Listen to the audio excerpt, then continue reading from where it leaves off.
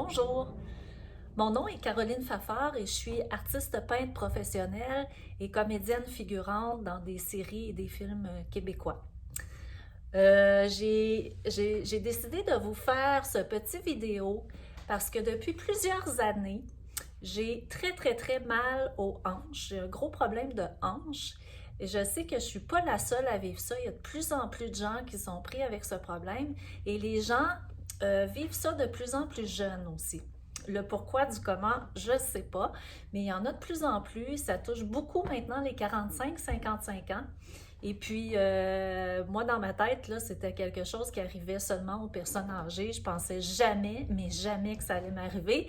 Moi, je suis une personne en pleine forme, toujours été en santé, rythme de vie très santé, très sain. Je ne croyais pas que je serais pris un jour avec ce problème-là. Et là, je suis en attente d'une reconstruction complète, non pas de une, mais de deux hanches. Et ça va se faire les deux en même temps. Je vous en parle parce que j'ai cherché sur le net des témoignages, j'ai cherché à savoir comment ça se passait quand on faisait remplacer les deux en même temps. Et il y a très peu d'informations à ce sujet-là, tout simplement parce que c'est pas tous les orthopédistes qui acceptent de faire ça les deux en même temps. Et, et c'est pas tout le monde non plus qui a les problèmes avec les deux hanches simultanées. Alors voilà, moi j'ai le combo. Et puis ça m'a décidé à vous faire ce petit vidéo-là et surtout la suite de ce vidéo-là qui va se faire très bientôt puisque moi c'est dans les prochains jours là, que je vais vivre cette opération-là. Et j'ai l'intention de vous tenir au courant de comment ça va se passer, comment je vais vivre ça, est-ce que ça me fait mal ou non, comment je me débrouille avec mes deux hanches qui vont venir d'être réparées. Ce que je sais, c'est que tant et aussi longtemps que je ne serai pas capable de monter quelques marches et marcher pendant un certain temps, ils ne vont pas me sortir de l'hôpital. Alors, moi, mon but, c'est de sortir le plus rapidement possible, surtout avec les menaces COVID là, dans les hôpitaux. J'aime pas beaucoup ça. Alors, j'espère et je mets tout en œuvre dans les derniers temps pour arriver à mon opération en forme, puis pouvoir sortir au plus vite.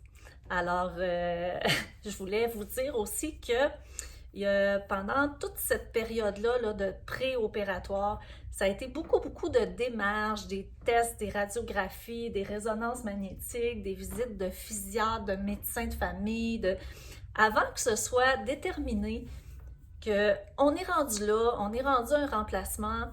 Et il y a quand même des étapes à faire avant, dont des injections, de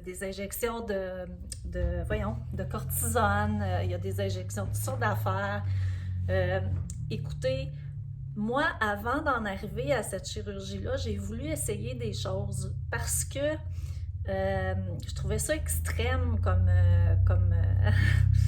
intervention. Même si ça réussit très bien là, dans les dernières années, c'est une grosse opération, mais qui réussit de mieux en mieux. Mais quand même, moi, je m'étais dit, tu sais, je me pensais au-dessus de tout ça, puis je me disais, moi, je vais trouver un moyen de ne pas me faire opérer. Je vais trouver un moyen de vivre avec ça, puis d'enlever la douleur, puis je vais être capable, mon cerveau va faire ça, puis avec de la volonté, je vais y arriver. Puis écoutez, euh, l'articulation est brisée. Ça se répare pas, selon en tout cas ce qu'on me dit, ça ne se répare pas, ça peut juste détériorer de plus en plus. Et ce qui s'est passé, c'est ce qui s'est passé dans mon cas. Alors plus ça va, plus ça l'empire, c'est pas le fun. Et ça commence à vraiment trop m'handicaper dans ma vie, ça commence à m'empêcher de faire plusieurs activités. Moi, j'étais une mordue d'équitation, de raquettes, de ski, de jogging de temps en temps, ça me faisait du bien. Et là, ben, je vous avoue que là, toutes ces choses-là, c'est devenu impossible depuis plusieurs mois, même plusieurs années. Et puis là, tranquillement, ben, c'est la marche qui commence à devenir de plus en plus pénible. Là. Ça fait des années que je marche avec une grosse douleur, puis là, ça commence à vraiment empirer. Même si c'est des vagues, hein. Écoutez, c'est un mal qui est très, très instable. Alors, il y a des semaines que ça va bien, que c'est juste une douleur qui est là, mais qui s'endure. Et il y a des semaines que c'est pas endurable, que je suis obligée de prendre des béquilles, que je suis obligée de prendre une canne, que j'ai envie de me mettre en boule dans mon lit puis de pleurer à longueur de journée. Là, écoutez, des fois, c'est atroce comme douleur. Ça peut peut-être s'apparenter un peu à un genre de mal de dents. Ça irradie dans tout le corps. C'est pas toujours à la même place. Des fois, ça a plus mal du côté droit, des fois, c'est le côté gauche.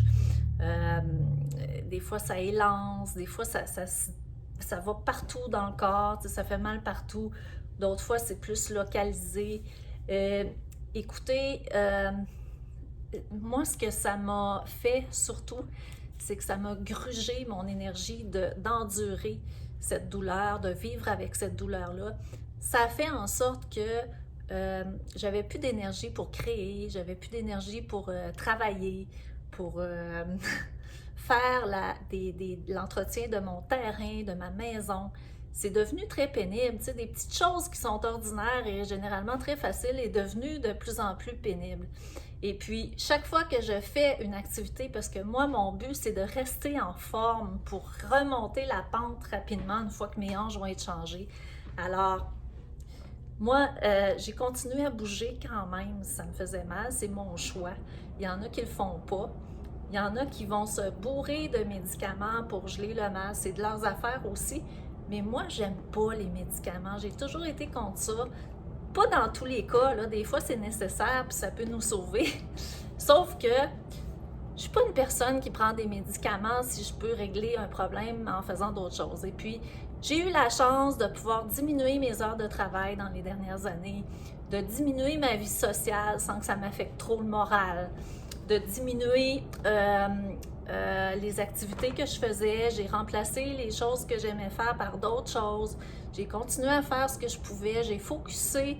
J'ai adopté une attitude de résilience, en fait. Puis je me suis dit, ben, je vais continuer à faire ce que je peux faire et je vais l'apprécier. Alors, c'est ce que j'ai fait. J'ai continué à faire du vélo. Et d'ailleurs, le vélo, le mouvement qu'on fait en faisant du vélo, ça m'a toujours fait beaucoup de bien. Non seulement ça me fait pas mal, mais on dirait que ça m'aide. Les périodes que je fais plus de vélo, c'est les périodes que j'ai souvent le moins mal. Alors, pourquoi, je ne sais pas, mais c'est comme ça. Alors là, pour l'hiver, vu que la saison est finie, il commence à faire très froid dehors, ben j'ai décidé d'installer mon vélo dans la maison, dans mon salon de ma maison atelier. C'est pas très chic, c'est pas très beau, ça prend de la place, mais au moins, je vais pouvoir recommencer à pédaler quand ma condition va me le permettre. Et d'ici mon opération, ben, j'en fais le plus possible pour être le plus en forme possible et arriver là-bas top shape. Ben, top shape, non, parce que ça fait des années que je force pas, que je fais pas beaucoup de cardio, mais au moins d'arriver dans une bonne condition. Vous comprenez qu'est-ce que je veux dire? Alors voilà. Il y a des choses qui m'ont aidée en plus du vélo, là, puis je voulais vous le dire. C'est beaucoup la glucosamine. Moi, ça a eu un effet bénéfique pour moi. C'est très, très différent pour chaque personne, mais moi, j'ai remarqué qu'il fallait que je le fasse d'une façon intermittente. C'est-à-dire que j'en prends pendant une semaine, intensif, après ça, j'arrête. J'en prends, j'arrête. Et les premiers jours, quand je recommence à le prendre, je vois vraiment la différence. Je dis les premiers jours, ça peut être les premières semaines aussi, là. Mais j'ai remarqué que si je le prenais d'une façon continue, je ne sentais plus du tout l'effet. Alors là, glucosamine, vélo, des bains chauds. Si vous saviez le nombre de bains chauds que j'ai pris depuis que j'ai cette douleur de hanche, là, c'est complètement fou. Moi, mes soirées, là, c'est plus aller voir mes amis, faire du sport, faire des activités, même avant la COVID, là. Je rentre chez moi après une journée de travail et je suis complètement, mais complètement finie. C'est comme si un train m'avait écrasée. Et puis, si je vais faire une activité juste comme un petit tour de vélo, une petite marche en forêt, c'est la même chose, là. Après, c'est foutu, fini, rien à faire, cherchez-moi pas. Je suis dans ma chambre en haut, puis je suis dans mon bain pendant 1 heure ou 2 des fois avec du sel d'Epsom, puis ça me fait un bien immense. Alors, c'est ça. J'ai aussi trouvé que ce qui m'aidait beaucoup, c'était de me nourrir le matin avec des smoothies. Je fais pas ça tous les matins, mais souvent quand même, et je sens la différence. Puis quand je vous dis des smoothies, c'est des smoothies vraiment très, très, très santé, là. Des fruits, du yogourt, des œufs, des noix, des graines de toutes sortes d'affaires. Et surtout du gingembre, de la racine de gingembre et de curcuma. Et puis ça, c'est des choses qui agissent au niveau de l'inflammation. Et j'ai senti que ça me faisait un certain bien-être. Ça m'aidait. Et quand je prends ces smoothies-là, ça me redonne de l'énergie. Parce que là, quand ça fait des années que tu endures le mal, de l'énergie, t'en as moins. Fait que moi, ça m'a fait une bonne différence. Chacun réagit différemment, bien sûr. Mais j'ai pris le temps de me reposer, de prendre la vie plus relaxe, de travailler moins, tu sais, j'ai tout adapté ma vie finalement. Et puis, jusque-là, ça a été correct, mais là, les derniers mois, les dernières années, ça a commencé vraiment à être difficile. Alors, je suis rendue là, ma décision est prise, c'est dans quelques jours que je rentre à l'hôpital. Je ne sais pas comment ça va se passer, j'espère que ça va bien aller. Je vous mentirais de vous dire que j'ai pas... Ça serait vous mentir que de vous dire que j'ai pas peur. J'ai peur, j'ai quelques craintes. C'est une grosse opération qui réussit bien, qui réussit de mieux en mieux. Mais c'est une grosse opération. Je vais être prise avec des cicatrices après. La durée de la prothèse est limitée. On n'a pas vraiment de recherches qui vont plus loin que 15 ans, 15 ou 16 ans. Alors, c'est à suivre et je vous invite à revenir me voir. Je vais reposter un petit vidéo, soit de l'hôpital ou des jours suivants, là, ma sortie de l'hôpital. Puis je vais vous dire comment ça s'est passé. Là, je vais être bien placée pour vous le dire et je vais pouvoir vous informer de comment ça se passe avec la chirurgie aux 2 hanches en même temps parce que j'ai vraiment rien trouvé sur le net là, de témoignages ou de façon de récupérer, la réadaptation, la physio. C'est toujours fait en fonction d'un côté à la fois.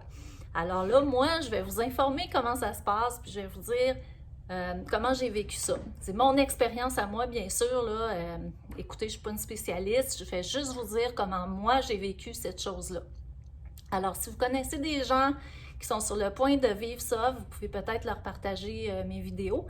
Ou si vous avez aimé, si ça vous intéresse quand même, un petit pouce, ça peut faire en sorte que les moteurs de recherche trouvent la vidéo plus rapidement. Alors, si quelqu'un fait une recherche, témoignage, chirurgie, remplacement de la hanche, ben je vais sortir plus facilement si vous me faites des likes, si vous partagez mon vidéo.